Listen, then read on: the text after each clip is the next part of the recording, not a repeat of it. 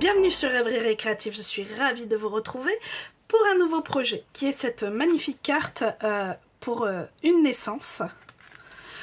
Et c'est l'occasion pour moi de vous parler de quelque chose dont je ne fais que très rarement, c'est-à-dire les avantages d'être une démonstratrice. Alors bien sûr, il y a le fait qu'on a les produits à l'avance, qu'on a des événements qui regroupent vraiment toutes les démonstratrices du monde entier, et également certains défis.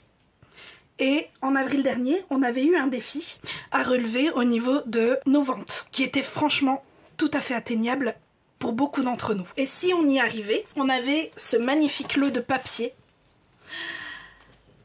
qui doit vous dire quelque chose puisque il vous est disponible dans cette version-ci. Et en fait, tout simplement, ce papier-là, on ne peut pas vous le proposer à la vente puisque c'était vraiment que pour nous les démonstratrices.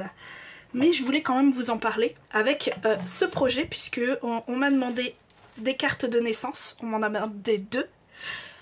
Une pour un garçon et une pour une fille. Et je me suis dit c'était l'occasion de vous parler également de ça. Des avantages que nous pouvons avoir en tant que démonstratrice. En sachant que même si vous ne voulez pas être vendeuse en proprement parler, vous pouvez être votre propre cliente puisque chez Stampin' Up ça fonctionne aussi dans ce sens-là. Grosso modo, ça fait par trimestre, il faut que vous ayez à peu près 300 €. Ce qui fait que en 3 mois, si vous pouvez étaler chaque mois, prendre 100 € de produits pour vous-même et vous avez les avantages des démonstratrices sans être obligé de vendre. Rien que pour vous. Dans tous les cas, si vous voulez en savoir plus, n'hésitez surtout pas à me contacter. Je serai ravie de répondre à toutes vos questions. Et l'autre chose que je voulais vous parler avec ce projet, c'est le fait que Stampin' Up ait fait des choses plus accessibles pour tout le monde, c'est-à-dire ce lot déjà. Choupinou et Choupinette. Et vous le voyez, le set de dies et de tampons sont vraiment très light. Ce qui fait que c'est à la portée de toutes les bourses, puisque ce lot-là est à 33,25 €. 33,25 €. Et on a juste ce qu'il faut pour faire de jolies cartes. Même si moi j'ai utilisé d'autres choses que j'avais aussi dans ma scrap room. Mais en soi, ce set se suffit à lui-même pour pouvoir faire de jolies cartes de naissance. Je vous présenterai un autre set qu'ils ont fait comme ça aussi, puisque généralement quand on prend un lot, c'est plus dans les alentours de 50-60 € que dans les 30 €. Ce qui est, je trouve, très intelligent de leur part, puisque tout le monde ne peut pas mettre ce prix-là pour un set de tampons et un set de dies. Donc cette carte se présente comme ceci pour le devant, et à l'intérieur, quand on l'ouvre, elle fait ça. Alors attendez, vous me connaissez comme d'habitude, je ne colle pas le papier où je viens y mettre le message. Donc elle s'ouvre comme ceci et ça fait apparaître un panneau qui bouge et avec également un petit message avec ces petits hochets qui sont marrants. Donc c'est ce projet que je vous propose. Et cette fois-ci, dans la collection Auberge de campagne en version bleue. Donc, en papier, il vous faudra une base de cartes qui fait 21 sur 14 avec un pli à 10,5. Ici, en brune dune. Un autre morceau de brune dune qui fait 11 sur 3,5. Encore un autre morceau de brune dune qui, lui, fait 5,5 sur 3,5. Pour le panneau qui bouge à l'intérieur, il vous faut un morceau de papier design, lui qui fait 10 sur 6,5. Le panneau pour venir écrire dessus, qui vient juste au-dessus, lui fait 9,5 sur 6. Il vous faudra 3 panneaux de matage. Ici j'ai choisi 2 motifs différents. Et ces panneaux ils font 13,5 sur 10. Il vous faudra 2 chutes de papier design différents pour faire les bodies. Il vous faudra un autre morceau de chute de papier design pour faire les hochets. On va utiliser également les 2 qu'on a utilisés pour les bodies. Et il vous faudra une chute en brune dune. Alors on peut commencer par venir mettre nos panneaux de matage. Donc celui qui est différent des autres va venir à l'extérieur et ceux-là vont venir tout simplement à l'intérieur.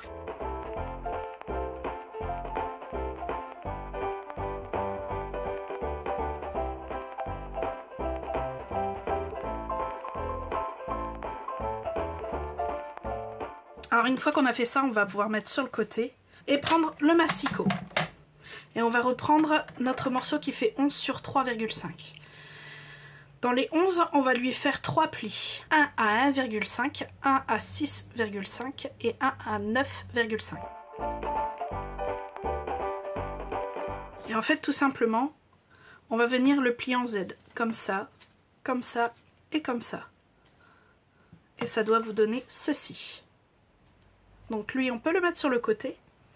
Et on prend le morceau qui fait 5,5 sur 3,5. Et là, dans les 5,5, on va lui faire 2 plis.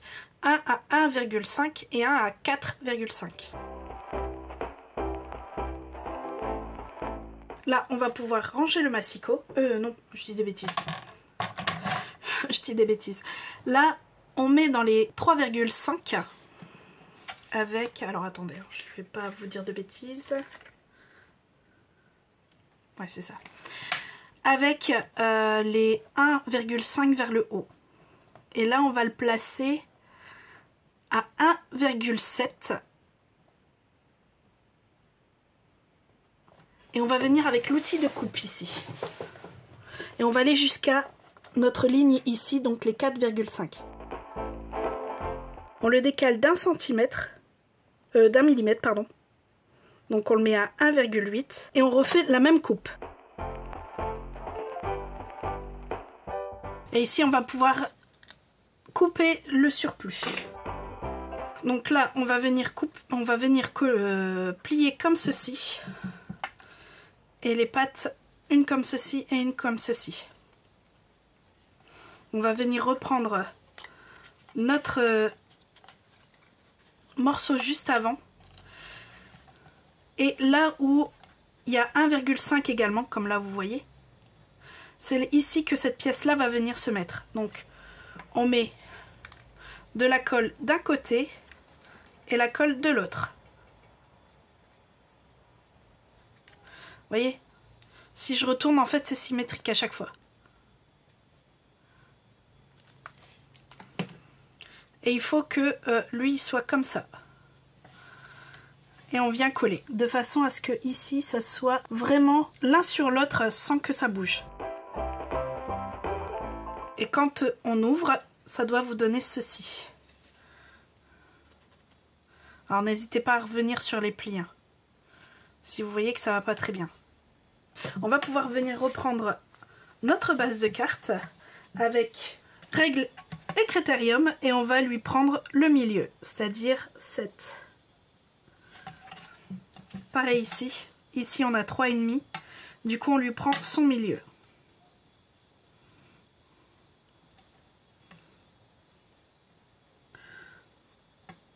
Ce qui fait 1,75.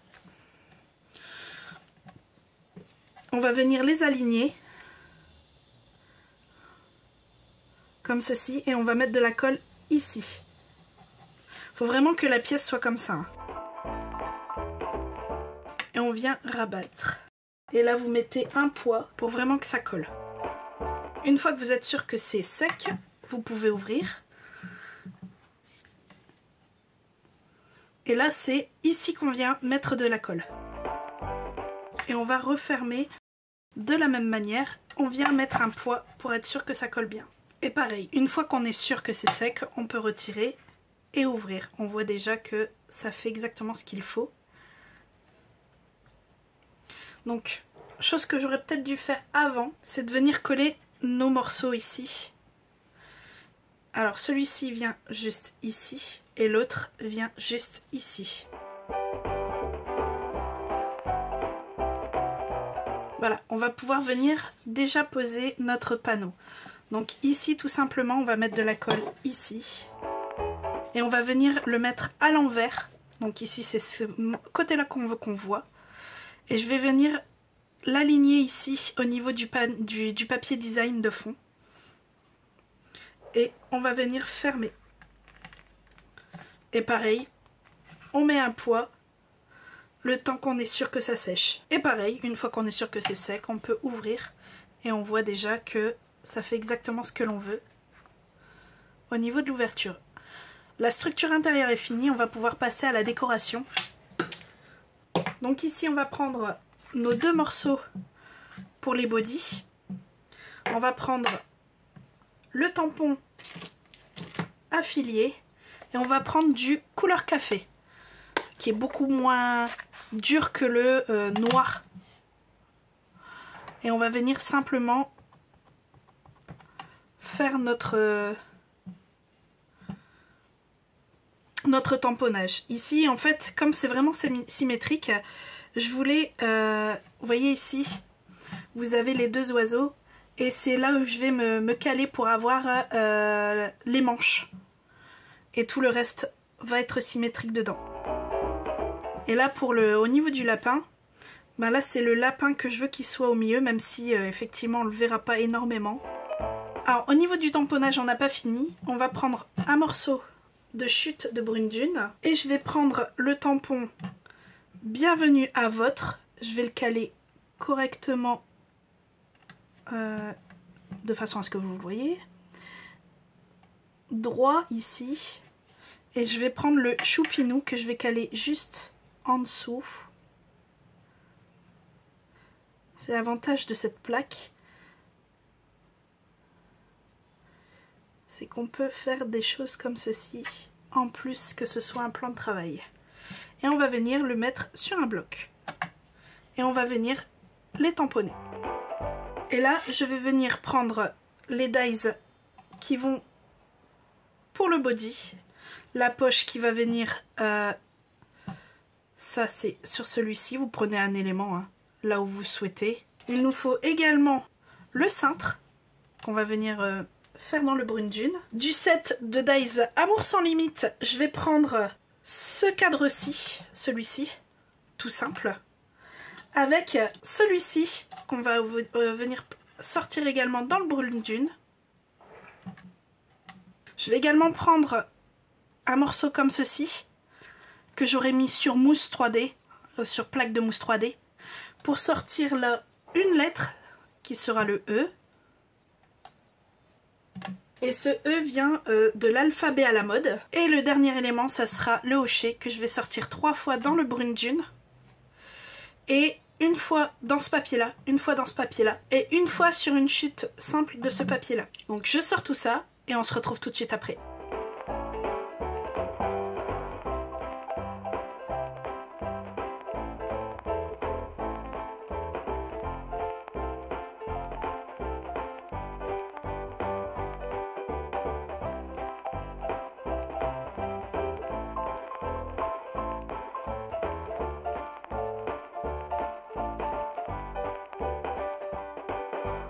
Alors ici, on a tous nos éléments. On va commencer par les hochets. Donc je sélectionne tous les hochets. Voilà. Et le message bienvenue à votre choupinou.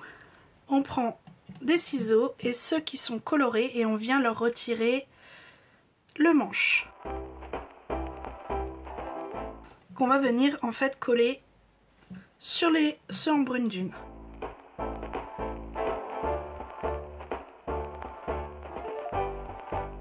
Alors ça c'est les éléments pour l'intérieur. Donc je vais venir mettre de la colle derrière notre message. Et je vais venir le placer vers le haut. Et j'ai envie que ça va du plus foncé au plus clair. Donc là,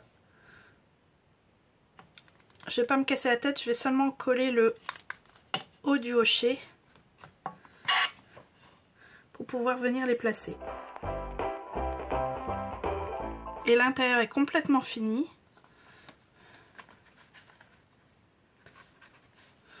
On va pouvoir attaquer complètement l'extérieur. Donc on va prendre notre médaillon et notre lettre.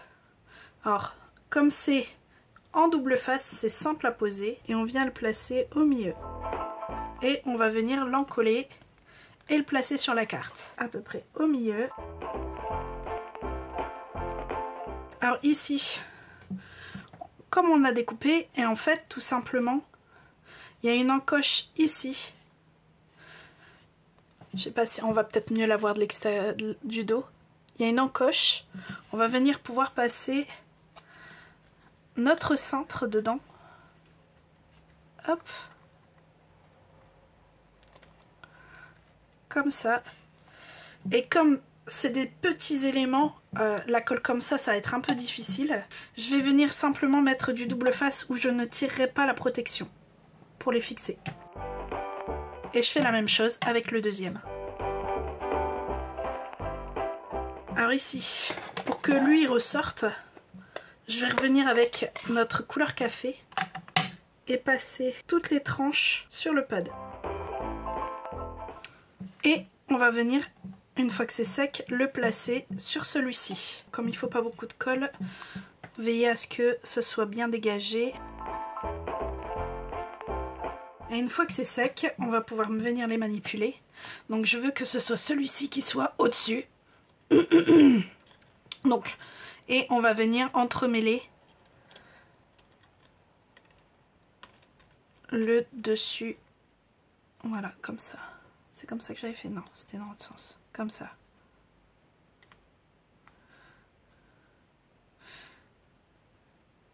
Donc j'avais fait comme ça. Donc c'est ici que je vais mettre un petit morceau de mousse 3D. Vous en faut pas grand chose, hein. Surtout que on va éviter que ça déborde. Donc c'est ici.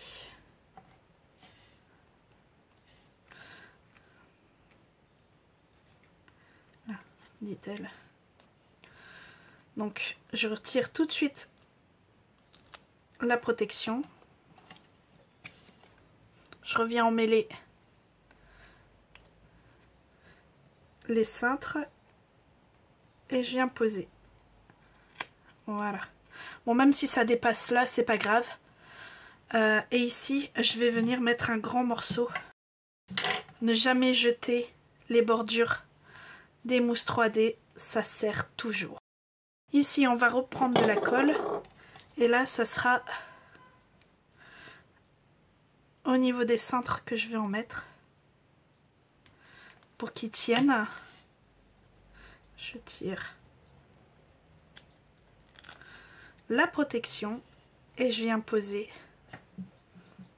sur notre projet. Et voilà, avec cette dernière étape, notre projet est terminé. Bon, j'avoue avoir une préférence pour la version bleue. Avec ce brune dune, je trouve que c'est simplement magnifique. Et j'espère que ça fera plaisir aussi aux parents à qui c'est destiné. J'espère également que vous avez aimé. Si c'est le cas, n'hésitez pas à mettre un petit pouce ou un commentaire. Et moi, il me reste plus qu'à vous dire à très bientôt pour de nouvelles Odyssées Scrap. Bye!